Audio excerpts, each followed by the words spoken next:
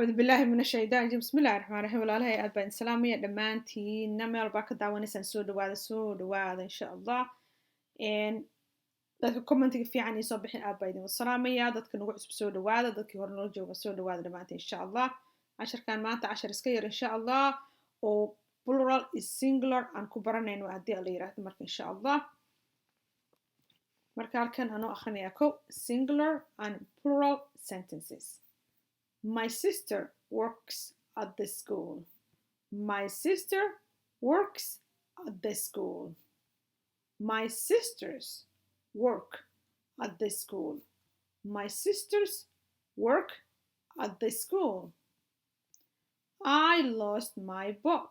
I lost my book. I lost my books. I lost my books.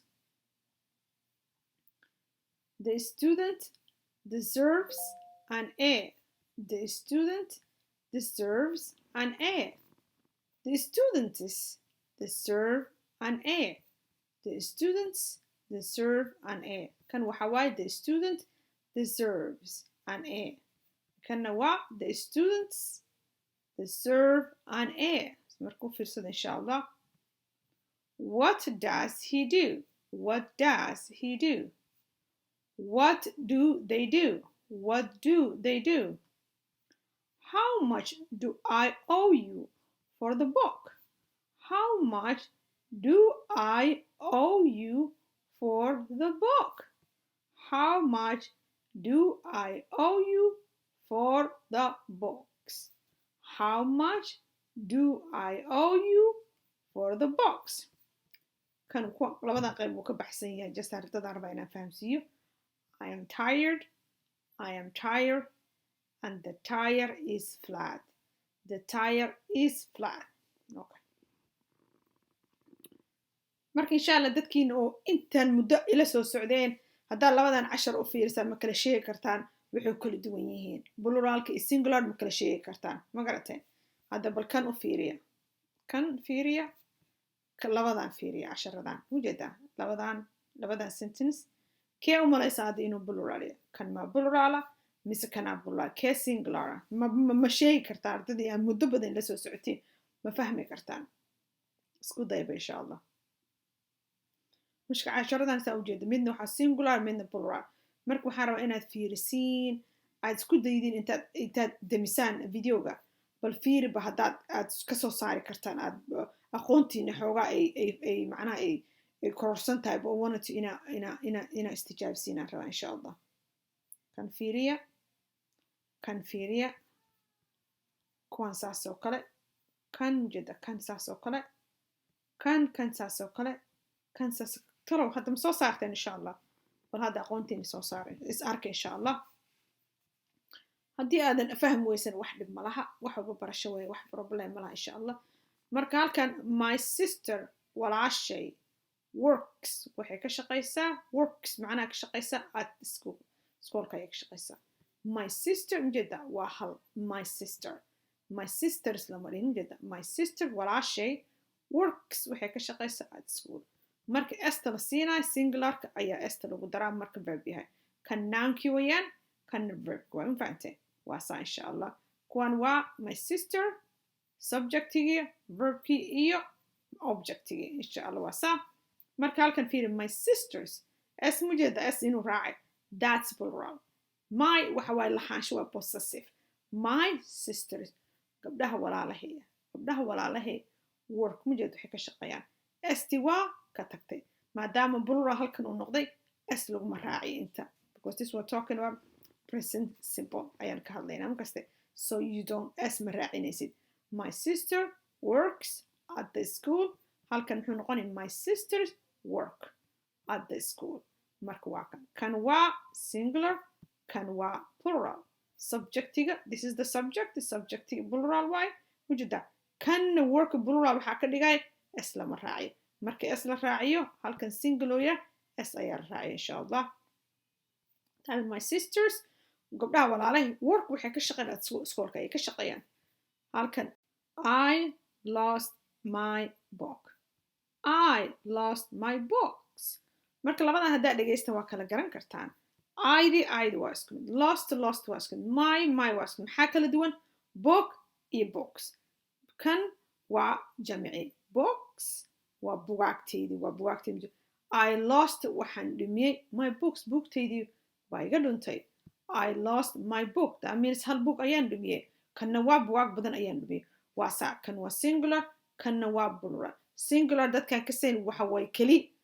Pluralna waa wadar jamac oo wadareed oo jamac saa u taqaanaan insha Allah. Marka halkan the student deserves an A. The student that means hal arday baa laga hadlayaa. Deserves wuxuu istaahilaa an A. The student deserves macnaa ardayga wuxuu istaahilaa an A. That means hal arday waxaa la sheegayaa oo dadaalkiisu heer sare ahaa wuxuu istaahilaa an A. Deserves that means istaahilid. Qofku waa istaahilaad. Inkaste wuxuu istaahilaa ama uu u qalmaa an A ayuu u qalmaa. Halkan maxaa the students ardadu deserve waxay u qalmaan ama ay istaahilaan an A. Ma garatay waa an A. Marka halkan daa fiirisid kani waa singular.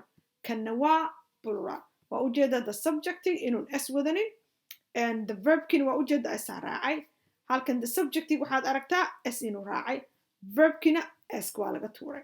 Marka saa ogaad the student ardaygu deserve da marka loo dhawo arday la garanaayo. Ma aha arday walba waa arday mucayin oo la garanaayo oo laga hadlaayo. Waa specific student oo laga hadlaysha.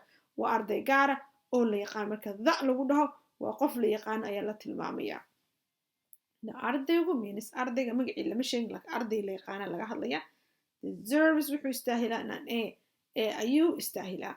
The students ardadu deserve waxay istaahilaan an A. Ayay istaahilaan. That means waxa qofka imtixaankii markaa gasho buundada aad keenaysa ayaa laga wadaa waxay istaahilaan A. Ama istaahila asaga ama istaahila waa insha Allah. Kan marka what does he do? Muxuu isagu qabtaa? That means muxuu ka shaqeeyaa? Hawshiisu waxay tahay ayaa laga hadlaya. Halkan baa hal baa laga hadlaya. Halkan iyagu meesha hiidi dad jamac dad badan haddaan ka dhigin sideen u sentenisku noqonaya. What do they do? Marka hiidi markay bataan muxuu noqonayaa they ayagu noqonaya. So what do they do? Iyagu maxay qabtaan? Marka halkan mujeda ereyga das jamic markoona muxuu noqday do waa loo mujeda hiidan maxay isu badshay they. Halkan waa keli halkanna waa jamac ma garatay. What does he do? Isagu muxuu qabtaa?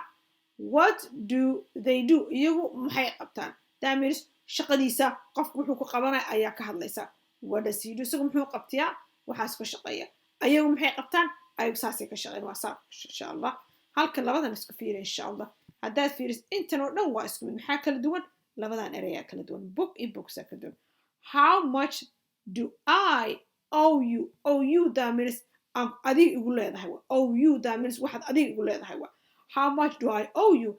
Imise ayaad igu leedahay for the book. Buugga imise ayaad igu leedahay. Waxaa laga yaabaa inaad magaalada aad in ku dhaa buuggaasaan u baahanay ii soo gad. Waxba lacag aad iga qaadan. Buuggii baad ii keentay. Marka waxaan ku leeyahay how much do I owe you? How much do I owe you for your book? Buugga imise ayaad igu leedahay. Marka qofka wax kuu soo lacagtiisa waad u celinaysaa. Moogta ma qayaanaysa ilaa moogtahay. Marka wasaad buugga imise aad igu leedahay. Halkan wuxuu noqonayaa how much do I owe you for the books? Bugaagta ii soo gatay imise ayaad igu leedahay.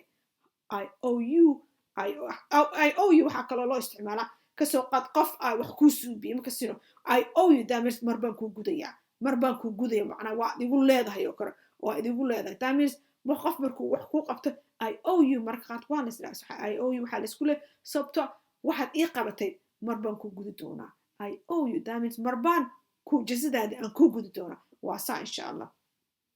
laakiin halkan waxaa laga hadlayaa for the book. So forta mujeeda waxay u socotaa the book. bugaagtaan laga hadlaya.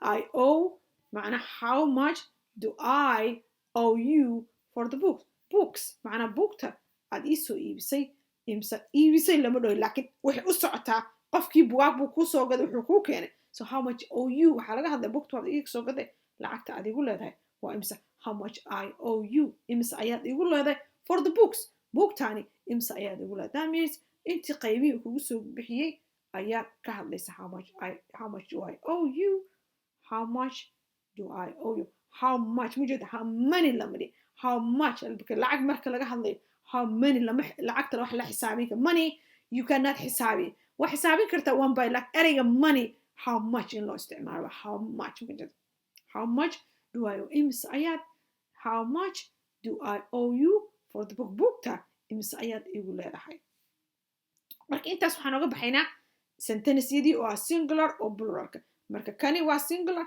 kana waa plural kani waa keli kana waa jamac maxaa ka dhigaya ereygan mujada books and book ayaa ka dhigay marka halkan ereygan waxaan ugu soo celiyay aan raba xalay waan ereyga tayarka xalay baa qaadan insha Allah so let's see this two word dad badan ayay ka qaldamaan ereygan mujada waxa kaliya ku kala duwan yihiin waa diida this waa tire this waa tired mujada tired and tired and tired this is tired and this is tired so ereygan the tire is flat that means lugta gaariga ereygan tire waa lugta gaariga lugta baabuurka ayaa tire la dhahaa the tire is flat lugta gaariga way banjaran tahay ama way aarida waa ka baxday infact waa saas oo kale marka laakiin ereygan I am tired and waan daalanahay always waxaad ku arkaysa diida ayaa raacsan I am tired waan daalanahay maadaama daalka wuxuu kugu soo dhacay always wuxuu noqonayaa past herkan I am anigu